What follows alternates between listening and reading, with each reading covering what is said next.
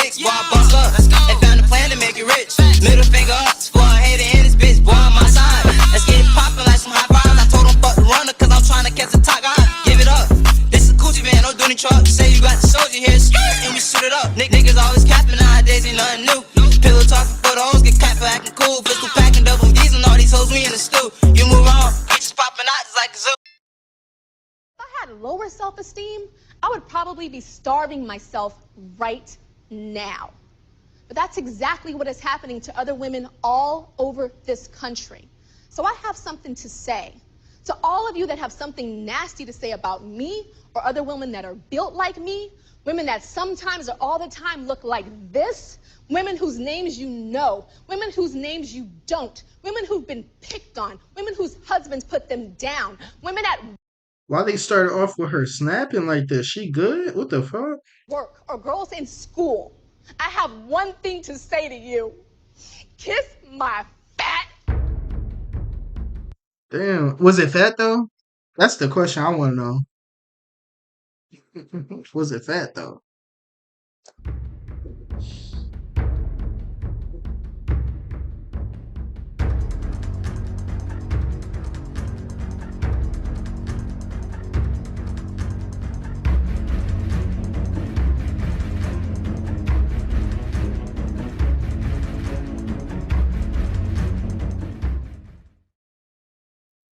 In August 2017, according to witnesses, 21-year-old Toronto resident Kaylin Schlatter rushed to help a man being attacked with a hammer in Earls Court Park. His quick actions were recognized for saving the victim's life, and he was later interviewed by a local television station. I heard just the faintest little, just not even like no one else heard, just a help. This quick-thinking Good Samaritan witnessed the alleged attack, which happened at Earls Court Park Saturday night. He says he saw the accused strike the victim in the head at least 4 times. Yeah. He, too, asked not to be identified. When I actually got close, then I saw it was a hammer. The first thing I yelled out was, I called the cops.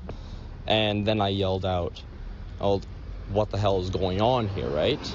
Risking his own safety, that's when he got closer and the accused took off. He turned his attention to the bleeding man left unconscious on a patch of grass. This arm here was on his back, supporting it up, and my hand here was on one of the wounds, trying to compress it as much as I possibly could. Schlatter was lauded as a hero, with many in the community pointing to it as an example of the kind of vigilance and willingness to help. And then they just put this nigga face on the cam, bro. That's crazy work to me, bro. I need to grab a snack.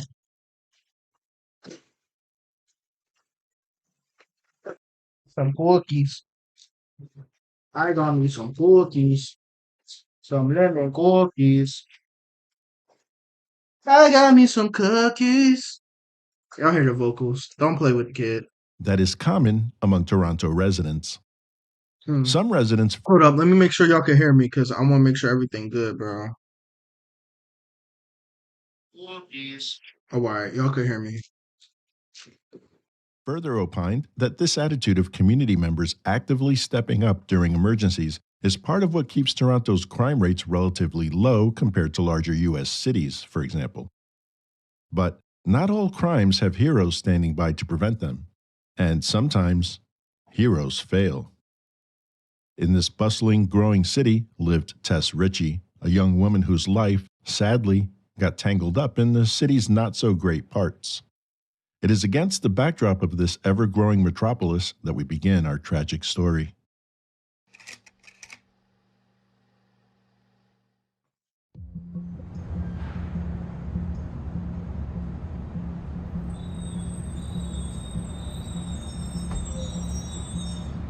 Born on November 30th, 1994, Tess Richey grew up in North Bay, Ontario, as the youngest in a family of 5 girls.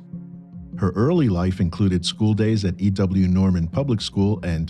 Off topic, but can we be honest? The Toronto accent's terrible, bro.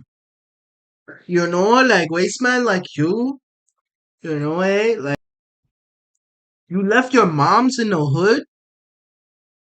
That's... You're a waste man, fam. No, you're a waste man, fam. You left your moms back in the hood? We don't mess with guys like them. You're a waste man, fam. Whittyfield Secondary School, and later working as an assistant manager at the local Days Inn in North Bay. But Tess's spirit yearned for something beyond the familiar streets of her hometown. At 22, she was set on a bold dream to pack her bags for the bustling city life and pursue a career in the airline industry. Having relocated to Toronto, Tess successfully graduated from the Flight Services program at Seneca College in April 2017. Eager to start her career, she promptly applied to various airline positions.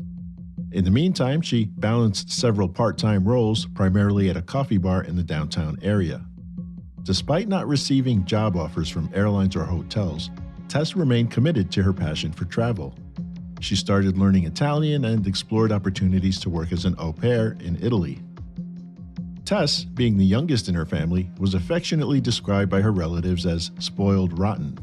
However, they also saw her as a dedicated hard worker who cared deeply about her family's well-being.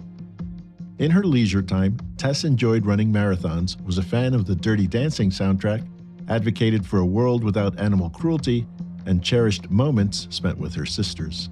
Oh, On the evening WMA. of November 24th, 2017, Oh shit, what happened? Tess shared precious moments with one of her sisters in Toronto, unaware that these would be the final hours they would spend together before her life took an unexpected and tragic turn. Damn.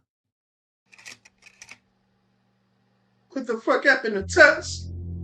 On a cold afternoon in November 2017, Tess Richey was doing what she valued most, spending time with a relative. Tess and her boyfriend had just ended their relationship, and she needed the emotional support of her older sister, Rachel. Tess arrived at Rachel's house in Midtown Toronto, and they played games, talked, and had dinner together. At around 11:30 p.m., Tess left Rachel's place to meet an old high school friend whom she hadn't seen in more than 2 years. They planned to meet at a bar on Church Street named Cruise and Tangos, a popular spot among young people in the city. Tess called Rachel to tell her she arrived at the bar safely. The following day, starting at 8:45 a.m., Rachel began sending text messages to Tess but didn't get a response. As the hours passed with no word from Tess, Rachel's worry deepened. She started contacting friends and hospitals, showing her growing concern. Rachel also tried to trace Tess's last movements using a Fitbit account they shared with their mother and Tess's Uber account linked to her mother's credit card. This revealed that Tess had walked about 300 steps after 3 a.m., according to the Fitbit data. Additionally, an Uber was requested at 4 a.m. but was suddenly canceled, raising questions about who might have canceled it and why. Later that day, Tess was officially reported missing, and the Toronto Police Service began a search. With limited leads and increasing concern, her disappearance created a sense of anxiety and mystery in the city. I don't blame you, especially, bro. That's why I'm scared to have kids, bro. That shit scares me, bro. Like, especially like girls, bro. Because bro, and people are just terrible. And it seems like with these cases, bro, it's always the woman, bro. Like 9 times out of 10, it's the women dying, bro. Shit is ridiculous. By November 27th, driven by urgency, Tess's mother and other family members made a 4-hour journey of nearly 250 miles from North Bay to Toronto. With flyers and posters in hand, they combed the area around Church and Wellesley, filled with both hope and despair. Then, on November 30th, police in Toronto announced they had found the body of 22-year-old Tess Richey. According to Constable Allison Douglas Cook, there was no immediate indication she died under suspicious circumstances. Still, she said police would be investigating it as such until it can be proven otherwise. It did not take long for that assessment to change. This just in to CB24. Toronto police say a woman who went missing in the Church and Wellesley area last weekend was the victim of a homicide. Damn. The body of 22-year-old Tess Richey was found Wednesday in an abandoned building. What's the bets is her boyfriend or well ex-boyfriend? I swear, if it's her ex-boyfriend, bro, I swear, bro. If it is, bro, I can't deal with that shit, bro. It's like, you that down bad, bro. You couldn't take her leaving you. Face that, bro. That's some nuts, bro. If you think about it, bro, that's so nutty. Someone break up and you want to take their life. That's crazy. Could never be me, bro. Near church in Dundonald, police say a post-mortem has determined the cause of death to be neck compression. Richey was reported missing early last Saturday morning after being out with a friend the night before. In a news release 48 hours later, police said homicide detectives were working on identifying a male who was seen with Tess by witnesses on Church Street shortly before her death. But authorities were not the only ones breaking news to the media that day. Tess's family came forward and said they needed to clarify something. They said it was Tess's mother who discovered her daughter's body at the bottom of a stairwell beside a building's construction site on the 29th, not the police.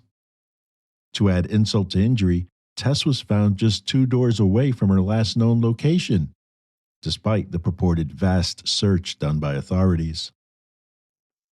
And you're answering exactly all of the reasons why I've asked for an investigation to be conducted. I too want to find out what the gaps were, what the issues were, what the fact versus perception.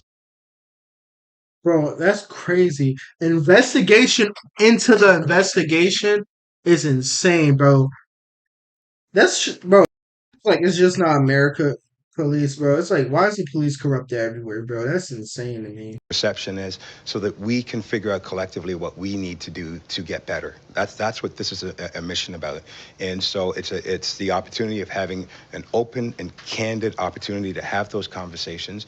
And you know, within the community, yeah, I do have some concerns. I mean, when they're setting up their own search parties to look for missing people, then I have to question whether or not, as a service, we're offering the right value to the community.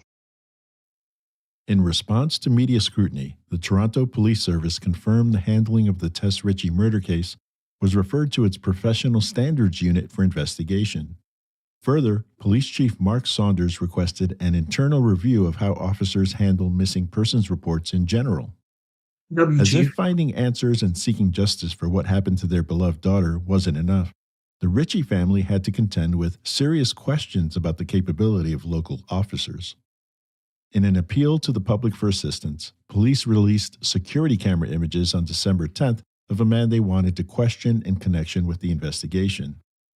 Later that evening, police received a phone call from a man who declared, "I'm the guy in the photo." He was invited to the 51 Division headquarters for a meeting with detectives. The caller, accompanied by a lawyer and his parents, declined to provide a statement and was described by detectives as uncooperative. However, in a stroke of good fortune for the officers, they observed the male subject tossing an empty water bottle into a recycling bin. In a loving gesture, his parents had brought along food and water for their son, but, as the proverb states, the road to hell is paved with good intentions. The detectives quickly collected the bottle and sent it for analysis at the Center of Forensic Sciences. From this, the DNA sample was Don't tell me he got caught because of a fucking water bottle. While the individual remained under police surveillance, the forensic tests were conducted. The DNA from the bottle matched that found at the crime scene. Oh, shit. After meticulously building a strong case, authorities secured an arrest warrant. On February 5th, 2018, Detective Sergeant Graham Gibson stood before a sea of microphones at a news conference to update the community on the investigation. Good morning, and thank you for attending. I'm here to update you on the arrest of a suspect with regard to homicide 56 for 2017, and that's the murder of Tess Richey. She'd been down in the area of Wellesley and Church, attending a bar with a friend of hers. And while she was down there, she interacted with several people, one of which was a young man that she met up with at some point, who turns out to be our suspect. And she was, in fact, last seen in his company by witnesses. Damn. She was reported missing later that day by her sister. And as a result, 51 Division, assisted by 41 Division, commenced an investigation into the missing person occurrence. On November 29th, Tess was unfortunately located deceased by members of her family who were in the area searching for her. And she was found in a exterior stairwell outside of 582 Church Street. On Friday, December 1st, I want to know how she died though. Like, they need to explain that to me. Following a post-mortem examination, her cause of death was determined to be neck compression. At that time, the homicide unit took carriage of the investigation and it became a homicide investigation.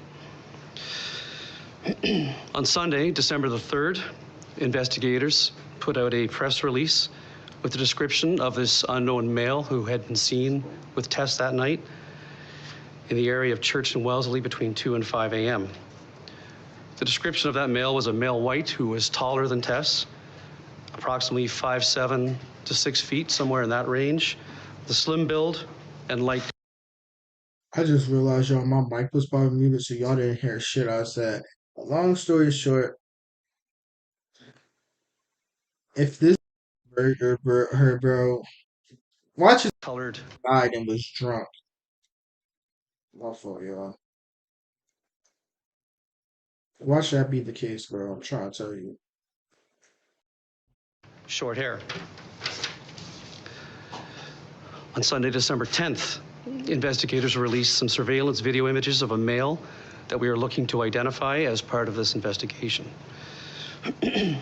As a result of those images being released, we did receive tremendous support from the community.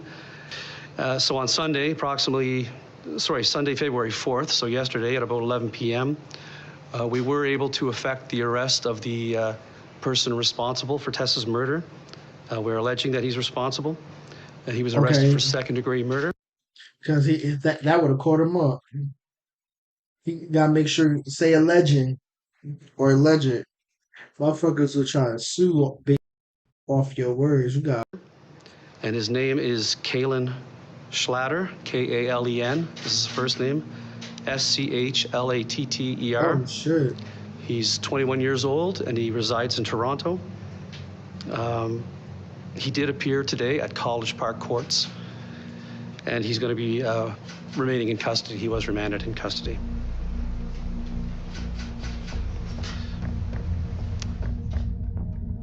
In a startling turn of events, 21-year-old Kalen Schlatter, who had been hailed as a hero for intervening in a violent attack in Earls Court Park just 4 months earlier. That's crazy. So he saved someone and now motherfucker want to murder somebody? Found himself facing second-degree murder charges for the death of Tess Richey. According to detectives, after leaving Cruise and Tangos in the early hours of the 25th, Tess, her friend, and an unidentified male struck up a conversation with another couple on Dundonald Street. By 3:45 a.m., Tess's friend and the couple had left, leaving Tess. Bro, you never leave your friend alone, bro. That's like the #1 rule, bro. Like when I go travel and I'm with my guys, bro, we all stick together, bro. No one goes alone. You gotta go to the bathroom. You walk to the bathroom. You know what I'm saying? You always keep eyes out for each other, bro. That's ridiculous. Should have never left your friend alone. Tess and Schlatter alone. Surveillance footage later captured the two heading north, entering an alley at 582 Church Street and descending into a basement stairwell, the same stairwell where Tess's body was eventually discovered. Disturbingly, the footage showed Schlatter walking away from the stairwell alone just 45 minutes later. The police believe that Schlatter reacted violently after Tess rejected his attempts to have sex. The police outside? You trying to get Nikki outside, bro? Yeah, lock him up. If this is the case, bro, lock him up, bro. Nigga got drunk, met a random woman. It's like, I'm trying to fuck on you. And I'm gonna be honest with y'all. I've been drunk as shit, bro. I'm talking about like what the people call white girl wasted. The room is spinning. I could barely walk. I'm looking at myself like, damn, why did I get this drunk? And I'm telling you for once, bro, that does not change your character. So if you get drunk and you decide to, try to word somebody, bro, that's a deep flaw within yourself, bro. I'm just letting you know that right now. That's a deep flaw within yourself. Police, armed with this evidence, took decisive action. On February 4th, 2018, around 11 p.m., the quiet of Toronto's Earls Court neighborhood in the West End was disrupted by the flashing lights of police cars. The Toronto Police Service was moving in to arrest Schlatter, recognized locally for his contract work on building exteriors. The arrest occurred close to his home. Initially, Tess Richey's death was thought to be the result of a chance encounter, a crime of opportunity. It was believed that Richey and Kaylin had only met on the day of her death. However, on March 21st, police announced the charges against Schlatter were upgraded to first-degree murder in light of new evidence. Oh, shit. Detective Ted Lumanis told reporters, "I'm not going to get into what the new evidence is, but I'm going to tell you that new evidence presented itself to us." In an interview with CBC Toronto, attorney Daniel Brown explained why such charges may be upgraded. The police must have evidence either that the case was planned in advance or that it occurred in the course of another crime, such as sexual assault or forcible confinement. Oh, fuck. What's going to happen? Community members in the West End neighborhood where Schlatter lived with his parents and brother said they found it incomprehensible that he had been charged. One neighbor who lived close to the Schlatters for 10 years said, "I'm shocked. He's a really nice guy. He was a very nice boy, quiet." He probably couldn't get no coochie back in high school or college or whatever the case may be. He thought he could take advantage of somebody. It's like, you can't get no cooter, bro. Just call up, you know what I'm saying?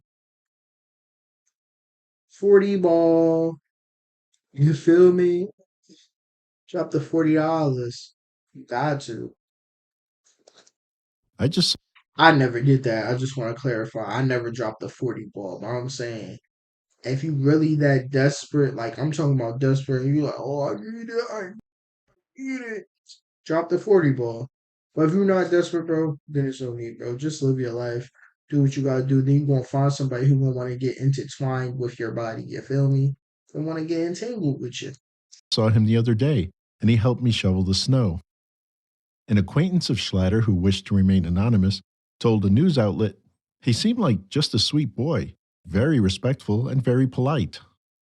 In the fall of 2017, Get the point of interviewing neighbors. If like, I guess for the characters, shit, be like, oh, he's such a sweet boy, he's nice, but come on. Schlatter lived with his parents and younger brother in their North Toronto house. Having finished high school, he had pursued a year of auto mechanics education. He also assisted his father in the construction field. His hobbies included the art of soapstone carving, video games, and card games like Magic the Gathering. However, Schlatter harbored a more disturbing interest, violent pornography. No. Court documents revealed that his ex-partners described his fascination with explicit adult material, particularly non-consensual sex and choking imagery, as obsessive. Oh my gosh, this man was into. Oh my gosh, I'm gonna slip y'all. This man was into the grape. He was into grape. You know what I'm saying? Adult film. Same word, bro. Following his arrest, Schlatter was brought to the 13 Division Police Station and placed in a holding cell. 2 other men occupied cells on either side of him, and eventually the 3 men struck up a conversation. Schlatter talked for 3 hours, never realizing the men to either side of him were undercover officers. Damn, they got his ass. One officer stated, "Mr. Schlatter said he was drunk and something could have happened between him and Tess, but he doesn't remember." Schlatter cast himself to the officers as a ladies' man who has bedded many women with ease. At one he not even that, you know what I'm saying? He no suavemente, you feel me? Man, talking about something. point, Okay. he said to the officers, "Sometimes you have to push the boundaries with women to see where it goes." Yo, this nigga a creep. Ew, I'm disgusted. I need to take a shower. He make my skin crawl. This information and other potentially damaging statements made to the officers were used against him in court. Note to the viewer, if you're curious about the legality of police officers disguising themselves as cellmates to obtain incriminating statements from a suspect, the short answer is that it's generally legal, but with some restrictions. Known as the Perkins technique, or a Perkins operation, the 1990 U.S. Supreme Court decision in Illinois v. Perkins established that incriminating statements made without knowledge that one is speaking to a law enforcement officer are admissible in court and don't necessitate Miranda warnings provided the statements are given voluntarily. Essentially, this means police trickery is allowed. The same concept is applicable in Canadian law as well. Oh, wow. I was about to say, because I just realized they in Canada, so law's different On June 12, 2018, Constables Alan McCullough and Michael Jones were charged with misconduct and neglect of duty under the Police Services Act. The charges stemmed from their response to a call regarding Tess's disappearance near Church and Wellesley Streets. According to hearing documents, the two officers did not search the property where Tess was last seen, failed to canvass the area, and did not report the details of their search to a supervisor. Despite these charges, both officers remained on active duty, as stated by a police spokesperson. There has been no further public disclosure on this matter. Damn. One of Tess's sisters told Global News, "It was obvious from the outset that something had gone very wrong when my mom had to drive over 300 kilometers to find her daughter in the same area she was reported missing in. When homicide took over, they were fantastic, and I'm satisfied that steps are being taken to ensure no other family fucking has to go through ridiculous. what mine did when the absolute Hold up, hold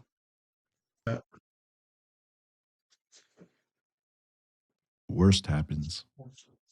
Following the handling of Tess's case and other similar disappearances, plans were solidified in March 2018 to establish a dedicated missing persons unit. As it should be. Before the trial, evidence was gathered from some of Schlatter's previous romantic. I feel like this is pretty much cut and clean. Like, they got all the evidence they need. There's no way he gets off. That's the only part that was shocking is if he gets off somehow. relationships. These individuals mentioned Schlatter's intense interest in explicit adult content that portrayed aggressive and non-consensual scenarios. Forensic analysis That's of his Emily cell Willis phone right there. revealed Google searches related to forceful behaviors. Additionally, his phone was used to Oh view my a video with gosh. aggressive You can see it through the camera lens. Y'all content gotta titled chill. "Teen Forced and Then Thrown Away Like Garbage." Ex-partners of Schlatter also indicated that he had engaged in practices involving physical restraint during consensual encounters. However, they emphasized that such acts were always agreed upon in advance.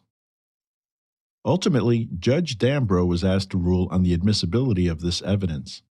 In a controversial decision, Judge Dambro determined the evidence was too prejudicial and, therefore, inadmissible.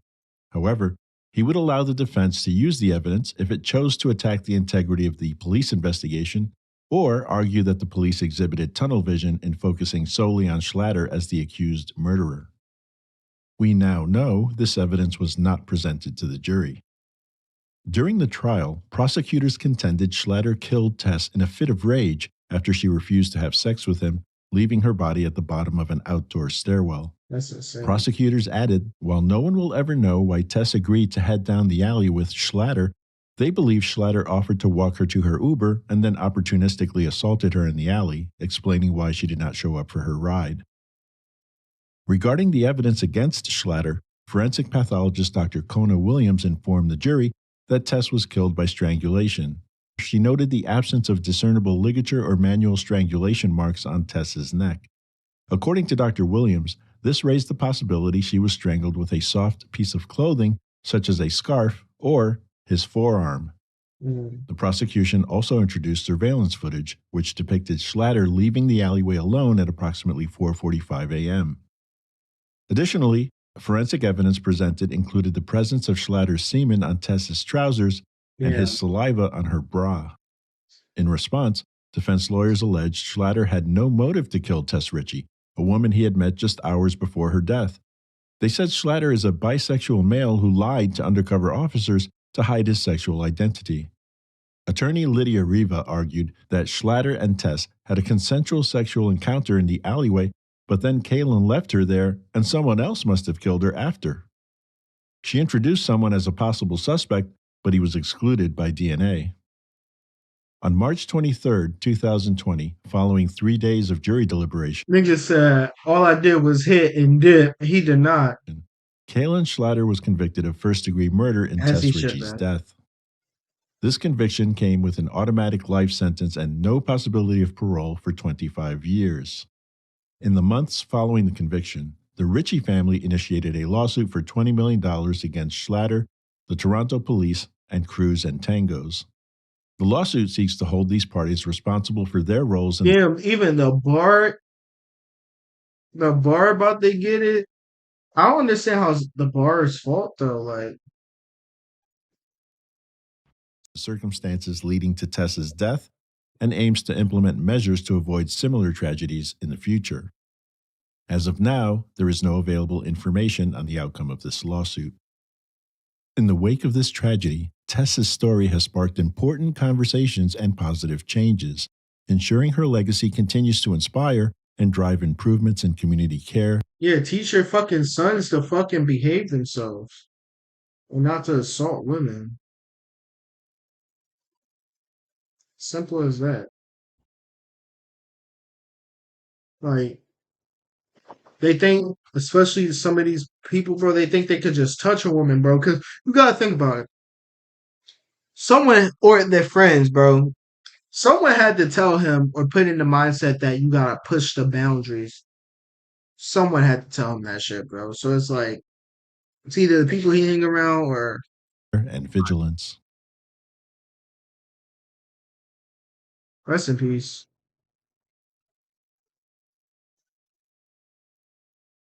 That's sad, bro. All right, we're gonna go on to the next.